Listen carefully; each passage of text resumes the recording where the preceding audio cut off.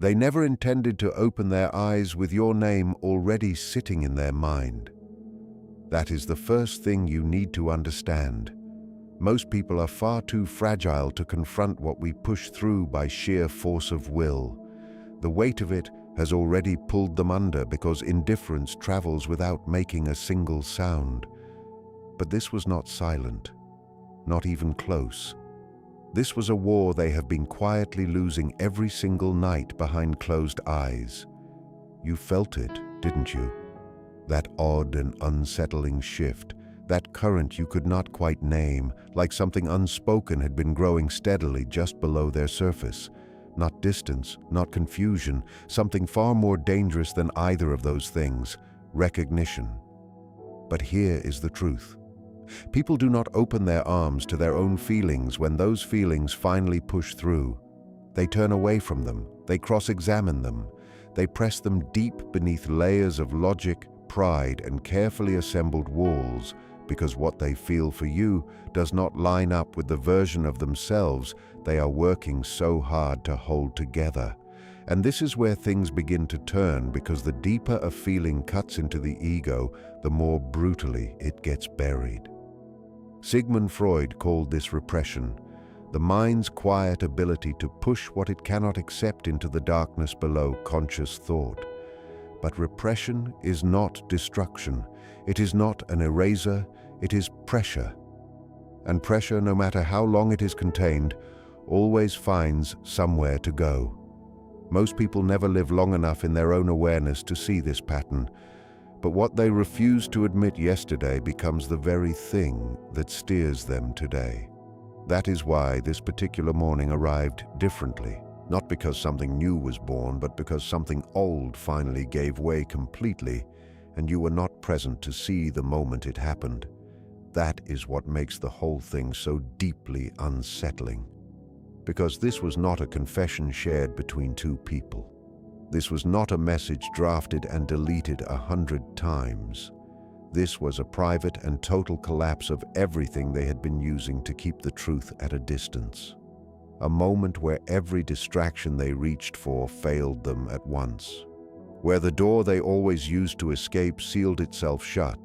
Where the silence around them became so heavy and so deafening they had no choice but to stand inside it and feel everything they had been outrunning for so long.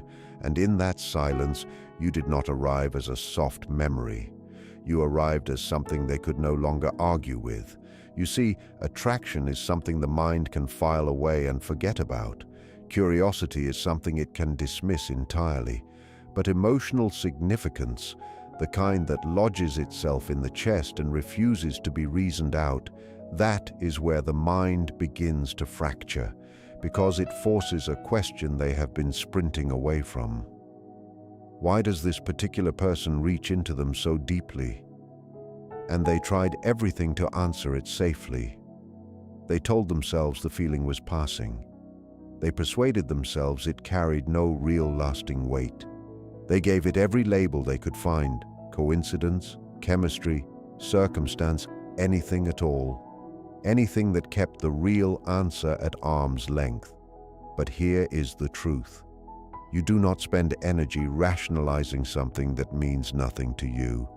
You do not fight something that has no real power over you. You do not bury something that does not frighten you with its strength. And this is exactly where their carefully maintained front began to fall apart, because every single attempt to erase you from their mind only pressed your image deeper. Every deliberate effort to walk away only pulled them back with greater force. Every distraction they constructed came apart at precisely the moment they needed it to hold together most. That is not weakness. That is the nature of something that was always going to arrive, no matter what they did to stop it. But they did not want that arrival. They wanted to be in command. They wanted to be the one holding the controls. And you, simply by existing the way you exist, stripped that from them completely. You became the one thing in their world they could not calculate. The emotion they could not see coming before it was already there. The presence inside their mind they had no method for quieting. And this is what truly frightened them at their core. not you as a person, but what your presence forced to the surface inside them. Because you did not simply disturb something. You disturbed something they had never once been able to fully master. And people do not lie awake dreading their emotions. What they dread is the moment those emotions take the wheel. That is why they created distance. That is why they became impossible to read. That is why everything about them felt like a wire pulled too tight. Not because they were feeling too little of anything, but because they were feeling so much of everything that it overwhelmed every system they had built to stay composed and untouchable. And that kind of overwhelming does not sit still, it demands a response. And they were nowhere near ready to give one. But here is the truth that most people guard carefully and never speak. Pulling back from someone is not evidence of indifference. It is among the clearest evidence of the opposite. And this is where their inner war stopped being manageable and began consuming them from the inside out, because the part of their mind they could control kept issuing the same instructions over and over. Stay back, stay clear, stay safe. But the deeper part, the part that has never once responded to instruction or negotiation, kept carrying you back into every quiet moment it could find. Not by showing them your face or replaying your words exactly. Something slower and more damaging than that. It rebuilt your presence in the texture of their stillness, in the gaps between thoughts, in every moment where the noise of the world fell away and left them alone with what was actually true. And in those moments they began to notice something that unsettled them on a level they could not explain. You were not becoming smaller. You were becoming more defined, more vivid, more real and more inescapable with every passing day. And that is the precise point at which denial loses the ground it has been standing on, because denial is only capable of surviving when there is enough distance to sustain it. But your presence in the deeper parts of their mind was not retreating. It was advancing steadily and without asking permission. And this is where it descends into something they were entirely unprepared for. Because once a feeling stops living in the territory of conscious doubt and moves into the place where the deeper mind holds its certainties, it stops requesting acknowledgement. It begins requiring it. And that turning point, that exact and quiet turning point, came for them this morning. Not through anything loud, not through any dramatic unraveling anyone else could have witnessed, but through something that moved through them with a stillness so complete that no spoken confession could have carried half its weight. Because it was not announced between two people, it simply became known inside one. And what becomes known in that way cannot be made unknown again. You can mislead the people around you. You can spend a season misleading yourself. But once the mind reaches genuine knowing, it holds on. It does not open its hand and let go. And they are holding it now, not in pieces, not in fragments wrapped in doubt. They are holding the whole of it. But here is the part that turns acceptance into something far harder to live with than denial ever was. When a truth this size finally lands, it doesn't bring rest with it. Not at first. What it brings is a disruption of everything that was built on the lie beneath it. Because now they are required to face everything that has been waiting behind the door they kept locked. What this truth means going forward, what it changes about the shape of things, what it is now asking of them in practical and terrifying terms, and most pressing of all, what they stand to permanently lose if they choose to absorb this truth and then do absolutely nothing about it. Because feelings that carry this much weight do not agree to stay neutral. They do not agree to stay still. They expand. They deepen. They push against everything that is holding them back. And right now, those feelings are pressing against every wall that person has left standing, and those walls were not built to hold something this determined. Here is the part they are still not saying out loud to anyone, possibly not even to themselves in any direct way. This was never only about you as a person, it was always also about what you set in motion inside them, about what your presence called forward from the parts of them that had been kept in the dark, and what was called forward that morning is not close to finished with them. They genuinely believed that the moment they stopped fighting the feeling and simply allowed it to exist, the pressure would ease, that naming it would release it. They were entirely wrong about that, because what they allowed themselves to acknowledge in that quiet morning moment did not dissolve the storm they had been living inside. It gave the storm something it had been missing: a name, a shape, a set of edges. And once something shapeless becomes something with a clear form, the possibility of running from it collapses almost entirely. But here is the truth about awareness that most people discover too late. It does not soften the intensity of what you are feeling. It concentrates it. It takes something that was spread out across vague discomfort and pulls it into a single sharp point that is impossible to look away from. And that sharp point began pressing against them the moment clarity arrived, because the option of pretending is now completely gone. Every thought that passes through them now carries a weight that was not there before. Every memory that surfaces now feels like it arrived on purpose. Every silence now feels like it is charged with something that is waiting to speak. And this is where the real danger settles in, because the mind does something particular when it arrives at a truth it can no longer dismiss. It begins to pull in two directions simultaneously. One part reaches toward you, drawn by everything it has finally admitted to itself.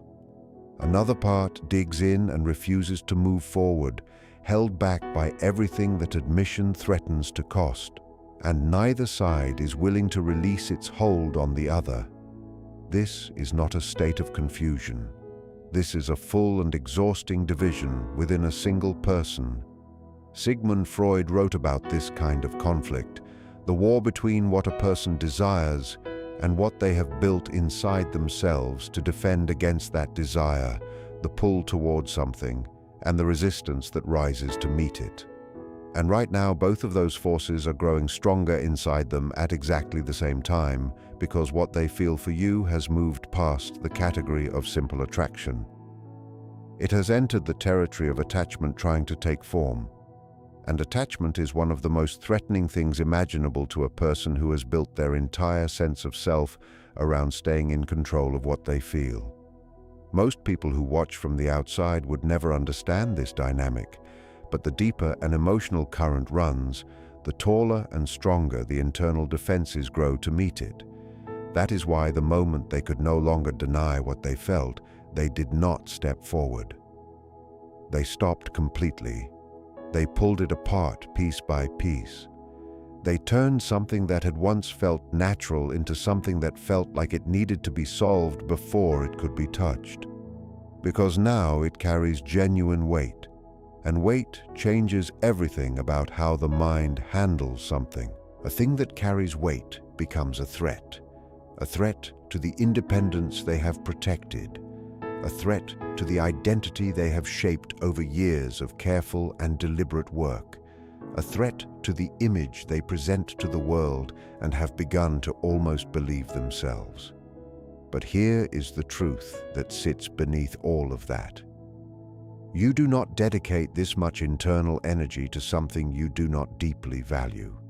And this is where the contradiction they are living inside becomes something they can no longer logically account for, because the exact feeling that keeps pulling them toward you is the same feeling that keeps driving them in the opposite direction. And carrying that contradiction day after day is not a neutral experience. It wears on a person. It follows them into every ordinary moment of their life. It sits inside the parts of their day that used to feel uncomplicated, because now everything holds a trace of you, not in an obvious way, but in the way a certain pause or a particular kind of quiet can bring a whole world of feeling rushing back without any warning, and without any permission. And this is where the deeper mind tightens its hold most firmly, because it operates on a completely different set of rules than the conscious mind does. It does not care what time it is. It does not care about someone's schedule or their plans or how inconvenient the feeling is. It serves only what carries genuine emotional meaning. And you carry that meaning now in a way that cannot be undone.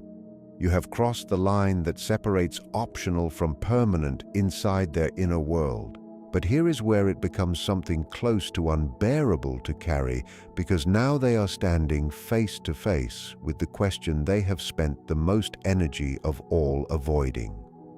Why you, specifically, out of every person they have encountered, out of every possibility that has passed through their life, what is it about your presence in particular that reaches into them and removes their footing so completely? And the more honestly they search for an answer to that question, the further it moves from anything rational. Because what exists between you and them was not constructed on the foundation of convenience or proximity. It was not a product of timing or circumstance alone. It resists being reduced to any clean and simple explanation.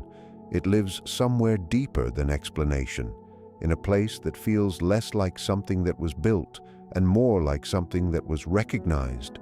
And recognition of that kind frightens people in a very specific way, because it feels like something that was not chosen and yet cannot be walked away from.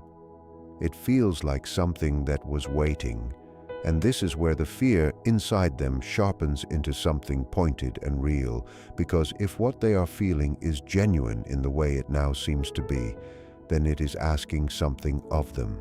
It is asking for action, for openness, for a willingness to be seen without the protection of their walls. And they have spent years, in some cases the better part of their adult life, making sure they never had to offer any of those three things. So their response is the only one they know how to execute under this kind of pressure. They create space. They engineer reasons to stay back. They try to apply brakes to something that has long since stopped responding to brakes. But here is what they have not yet fully absorbed, though some part of them is beginning to. Distance does not erode something real. It does not thin it out or make it easier to release. It sharpens it. Because when you remove all the noise and movement and distraction from around a feeling, what you are left with is only the feeling itself, in its full and unmodified weight. And that weight is not decreasing, it is not softening. It is sitting heavier and pressing more insistently with each day that passes without resolution. And they feel this. They feel it in the way their mind routes back to you without being directed to do so. They feel it in the sudden rise of something sharp and unwelcome in moments that should have nothing to do with you. They feel it in the repeated failure of every attempt to press the feeling down far enough to stop feeling it. And this is where a specific and relentless kind of pressure begins to own them, because now they are simultaneously aware of what is happening and still actively fighting against accepting the full weight of it. They can sense it. They can even name it privately. But they are still refusing to let it land all the way. And living in that gap between knowing and fully accepting creates an internal pressure that compounds itself rather than releasing over time. It tightens, it accumulates, and eventually it reaches a point where something absolutely must give way. But here is what turns the situation truly suffocating for them. The battle they are fighting is not only with the feeling itself. The deeper and more draining battle is with what the feeling is uncovering about who they actually are underneath everything they have constructed. Because what they feel for you is not just revealing their emotions, it is revealing their needs. The need to be connected to another person in a way that goes all the way down. The longing to be seen by someone without having to perform or manage how they are being perceived.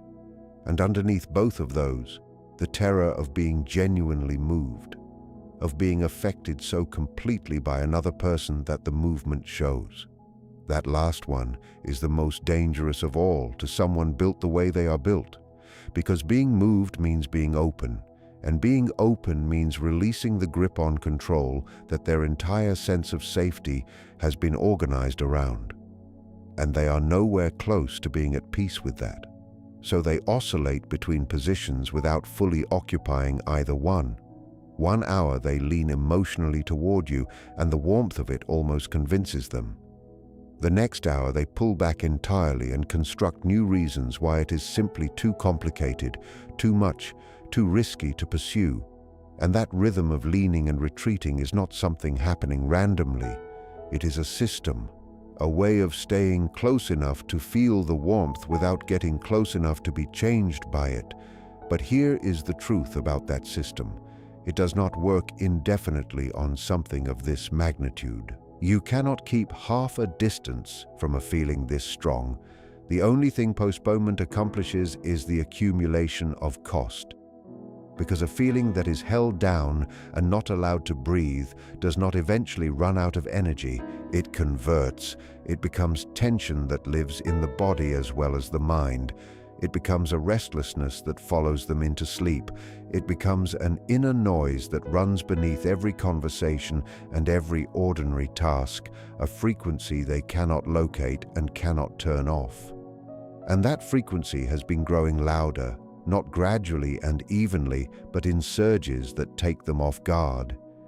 And this is where it crosses the line from something emotional into something that is affecting the whole of how they function, because it is showing up now in their ability to hold focus, in the texture of their moods, in how they react to things that share no obvious connection to you at all, because what is running underneath everything is an unresolved truth that has been patient long enough and is no longer willing to wait for a convenient moment.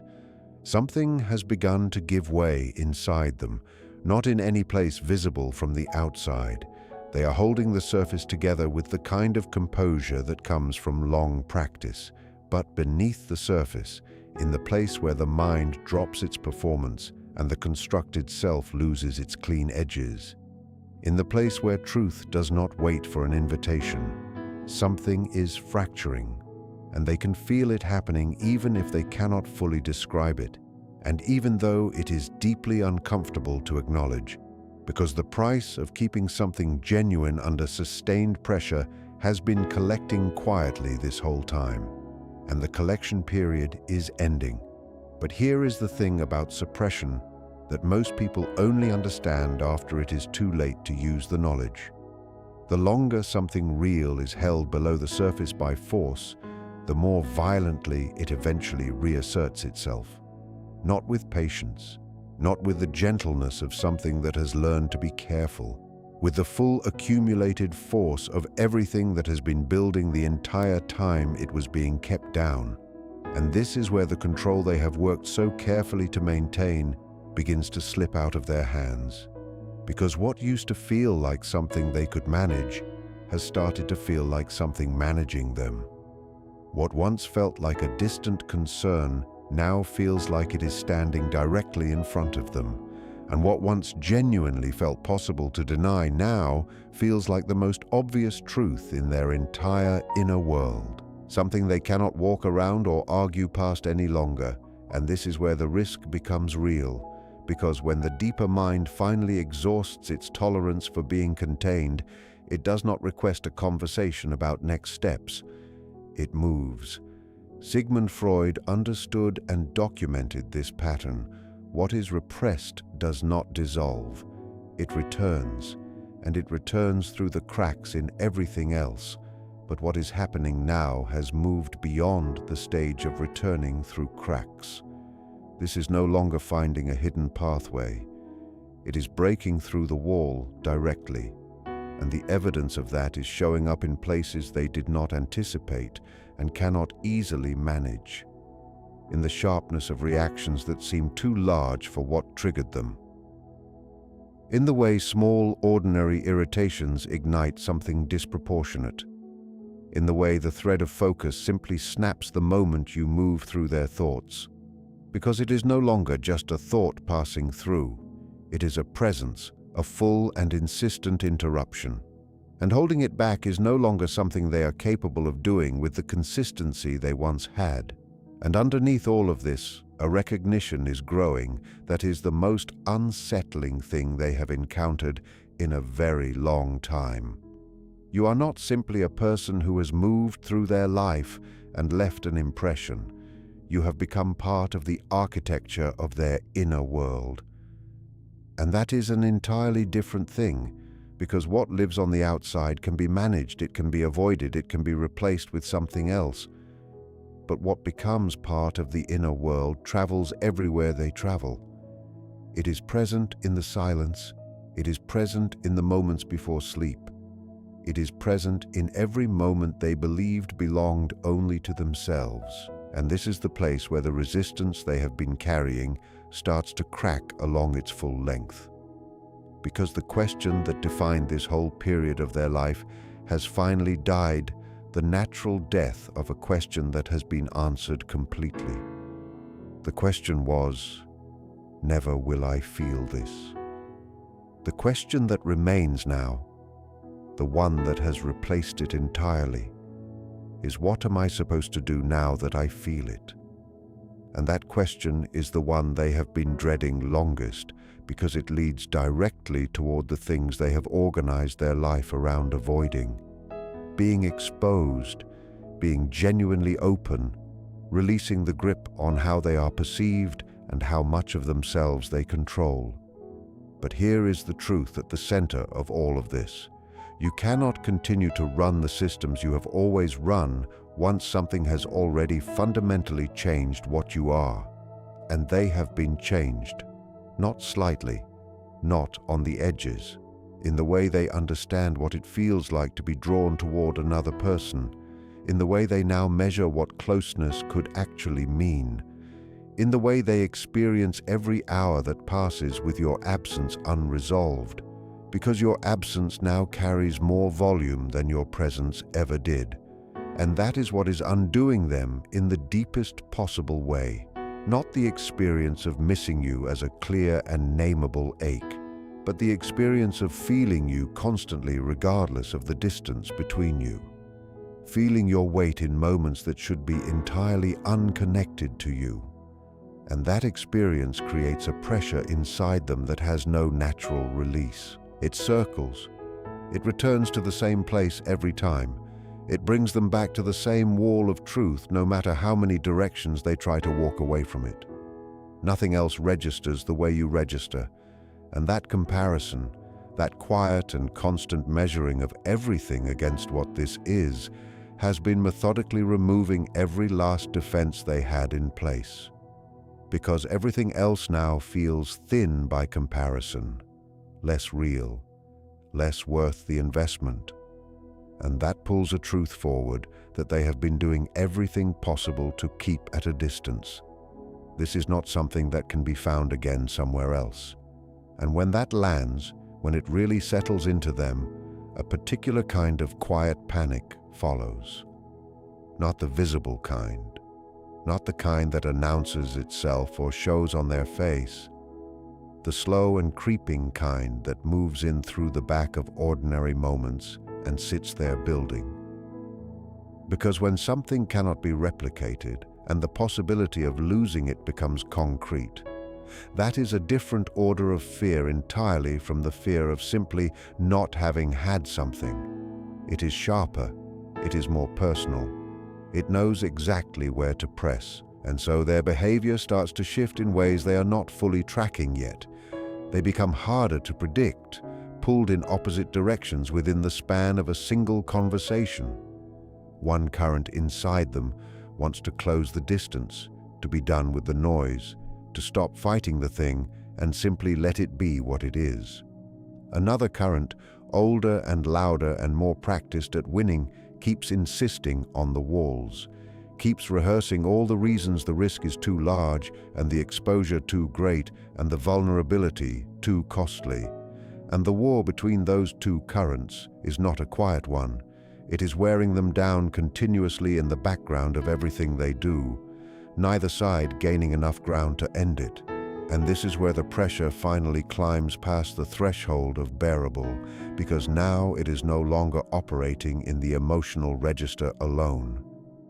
It has become something existential. It is asking them to reconcile two versions of themselves that cannot permanently coexist. The version that keeps you at arm's length, and the version that feels what it feels for you. Because those two people are not the same person. And maintaining the performance of being the first one while being entirely inhabited by the second is a kind of internal fracture that cannot be sustained indefinitely, and they are beginning to see this. They are catching the moments when they deflect, noticing the patterns in when they reach for noise, watching themselves manufacture reasons to stay back whenever something brings them too close to the honest center of all of this. And that kind of self-witnessing is deeply uncomfortable in a way that avoidance can no longer relieve.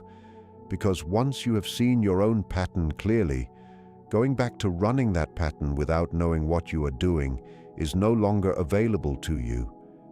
The awareness itself removes the exit. Now even the avoidance feels dishonest. Now even the distance feels like something they are constructing rather than something that exists naturally. Now even the silence between you feels like a choice they are making rather than something that simply is. And choices carry a weight that circumstances do not. And this is the place where the breaking point stops being something in the future and starts being the ground beneath their feet. Because the internal spaces where they used to store this, where they could tuck it away and return to functioning, are filled.